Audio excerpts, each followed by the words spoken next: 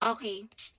Ay, parang dito pa ata napunta yung ganda. Ganda, ang dami nyo nagre-request sa akin na itong challenge na to. Kaya sige, gawin natin tong one dip makeup challenge. Bale, isang dip or isang pump lang kada makeup step, gano'n. Okay, so first ganda moisturizer. Ayan, one dip lang to ganda. Kasi kakalat ko na siya sa mukha ko. Alam niyo ba ganda, ang sama ng pakiramdam ko ngayon. Inisip ko na naman ako ganda tapos ang sakit na lalamunan ko. Diyos ko ganda, every month na lang talaga may sakit. Kasi diba lately ganda umuulan, so malamig. Tsaka stay safe din pala sa mga kababayan nating naapektuhan ng lindol ganda. Sa mga taga Cebu, sa mga taga Jensen, at sa mga iba pang naapektuhan, mag-ingat kayo ganda. Okay, so next ganda magbe-base na ako, sobrang kati ng lalamunan ko. So isang dip lang, kaya dadamihan ko na siya. Ayun ganda, ayan.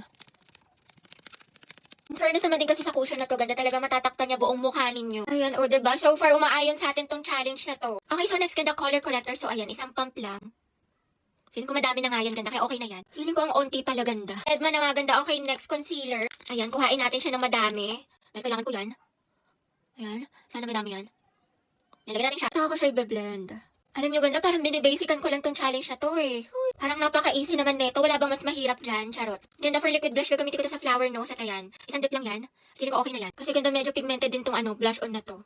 Ayan, o diba? Parang napadami pa nga. Parang road to Pikachu na naman ang atake natin dito sa blush on na to. So next ganda magpa-powder na ako. Ito yung hindi ko alam kung kaya ba to ng isang dip lang. Susubukan natin siya ganda kung kaya ba niya. Yan, kuhain ko na siya. Ayan. Pagkasyahin natin kung kaya ba siya sa buong mukha ko. Feeling ko naman kaya siya ganda oh. Napaka-basic. Ganda, ang basic naman ng challenge na to. Mag-request na kayo ng mahirap para ganahan ako. Ang yabang ganda no. Pero ito next, magpa-powder blush na tayo. Ayan, isang dip lang. Yan, tapos ito ko siya lalagay.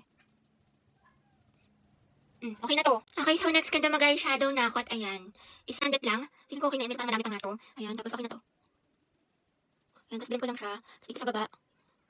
Tapos na, napaka-easy. Ganda, hindi sa pagmamayabang, pero parang ganun na nga. Parang ito na yung isa sa mga sa mga challenge na sobrang nadalian lang ako. Parang di man lang ako pinagpawisan, di man lang ako sobrang na-challenge. Sunod ganda mag-eyeliner na ako at ayan lang yung gagamitin ko.